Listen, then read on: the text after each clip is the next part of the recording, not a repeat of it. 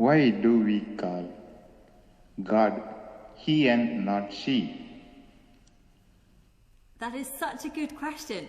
Why do we call God he and not she? Well, when God created humanity, God took attributes within God. God is not just one, but is three in one. And so God loves this difference. And so God created humanity to be in different kinds, male and female, lots of different kinds of humanity and lots of different genders. But humanity forgot that we were supposed to be loving difference and that all humanity were created to be equally valuable and equally in the image of God. And so humanity started calling the people that mattered he, and the people who didn't matter so much she, or even other genders. And so even throughout the Bible, people have referred to big groups of people just as he, rather than thinking of some of them as being she or as different genders.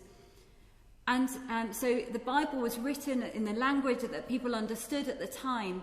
But as we have understood things differently, we've gone back to the original idea of God, which is that all humanity is created as important.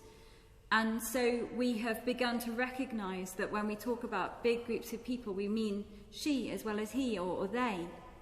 And so when we talk about God, who is not just male and isn't just female, but actually in the Old Testament even is referred to as female as well as male, we've begun to realize that we should refer to God not just as he, or even not just as father or son, but as actually lots of different labels, because God is bigger than anything we can imagine.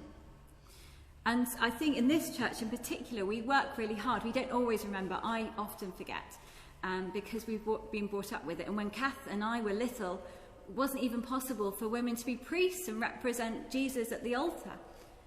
But now we are remembering more what the original intention of God was, for all humanity to be important and for differences to be celebrated. And so we hope as you join us in worship that you are part of helping all of us to remember what the original heart of God was, that we are to love each other and to recognize that God holds in within God's self all genders and all differences in humanity.